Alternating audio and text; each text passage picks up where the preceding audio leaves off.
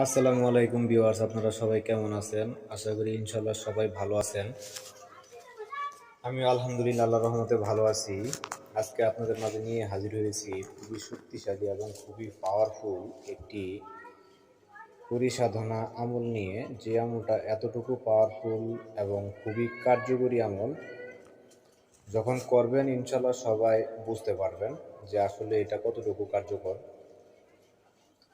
যাই হোক, এই আমলের অনুমতি সবাইকে আমি দিয়ে দিলাম।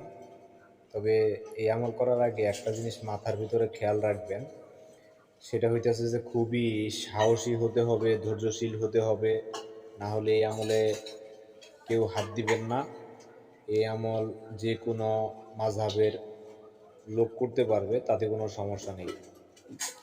আর অবশ্যই শুধু আমার চ্যানেলের আমল না, যে কোনো চ্যানেলের আমল আপনারা করার আগে নিজের এবং নিজের পরিবারের সবার নিরাপত্তার ব্যবস্থা করে নেবেন। কেননা কখন কোন সময় কি হয়ে যাবে সেটা কিন্তু কেউ বলতে পারবে না। এই জন্য যাতে কোনো সমস্যা, কোনো ক্ষয়ক্ষতি না হয়, এই ধরনের ব্যবস্থাটা নিয়ে নেবেন। যাই হোক, এই আমল করতে পারবেন কিভাবে সেটা আমি বিস্তারিত বলি, বেশি কথা না বলে। এই আমলের জন্য একটা বাধ্যতামূলক শর্ত হইতেছে যে আমল করতে গেলে আপনার বেশ কিছু সংখ্যক টাকা খরচ হবে। আর সেটা কিসের জন্য হবে সেটাও আমি বলতেছি। আপনাকে একটা পেঁচা কিনতে হবে, পেঁচা জবাই করতে হবে, জবাই করে রক্তটা আলাদা বাটিতে নিতে হবে এবং পেঁচার কলিজাটা বের করে নিতে হবে। পেঁচার রক্ত এবং কলিজা ওগুলো সামনে নিয়ে আপনাকে আমল করতে হবে। যাই হোক, শুরুতে থেকে বলি, আপনি যে কোনো শনিবার কিংবা মঙ্গলবার রাত 11টা থেকে 12টা এর ভিতরে আমল করতে বসতে হবে। 11টার আগে বসা যাবে না, 12টার পরে বসা যাবে না। ভালো নির্জন নিরিবিলি পাক পবিত্র ফাঁকা একটা রুমের ভিতরে করতে হবে। রুম ছাড়া হবে না, পেঁচা ছাড়াও হবে না, বাধ্যতামূলক। তা আপনি যখন দিন নির্দিষ্ট করে নেবেন, সময় নির্দিষ্ট করে নেবেন, নেওয়ার পর নির্জন নিরিবিলি রুমের ভিতরে স্বয়ং সম্পূর্ণ অন্ধকার ভিতরে ভালো করে সুগন্ধি লাগিয়ে, সুগন্ধি ছিটিয়ে, যদি পারেন তাহলে ধূপলোবান জ্বালাবেন।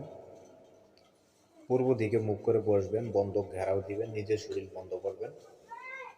আয়াতুল কুরসি, চারকুল এগুলো পরে সুন্দর করে বন্ধক ঘেরাও দিবেন, নিজের শরীর বন্ধ করবেন। তারপরে আমল করার আগে যে পেঁচাটা আপনি জবাই করেছেন, এই পেঁচার রক্ত বাটিতে রেখেছেন এবং পেঁচার কলিজা, পেঁচার রক্তটা কালো একটা কাপড়ের উপরে নিয়ে সামনে নিয়ে বসতে হবে এবং এক সাইডে পেঁচার কলিজাটা নিয়ে বসতে হবে। বসার পর আমি আপনাকে বলে দিতেছি, এই দোয়াটা আপনাকে পড়তে হবে।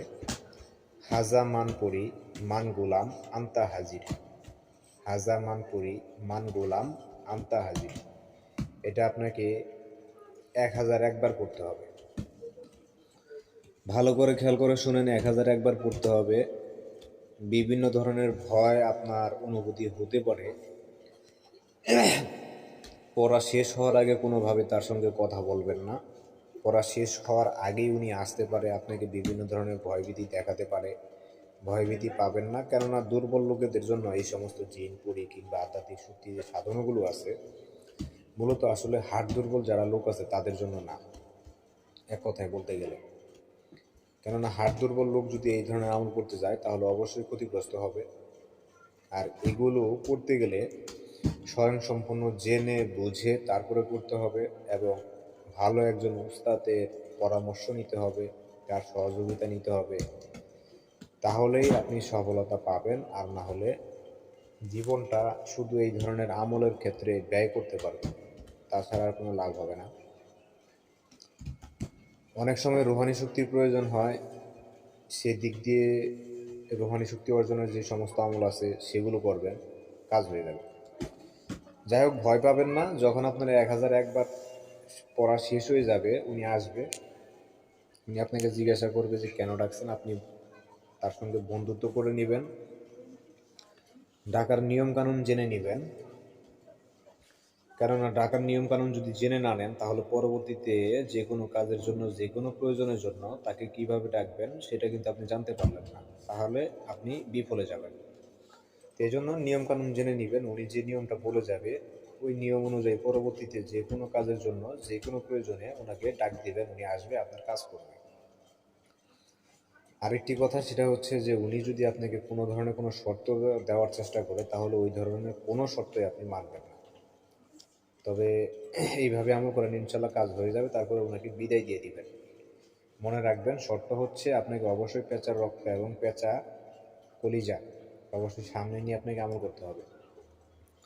যাই হোক, এছাড়া বিভিন্ন ধরনের বশীকরণ এবং কবিরাজ যত কাজ আছে সবাই করি। সবাই ভালো থাকবেন। আসসালামু আলাইকুম।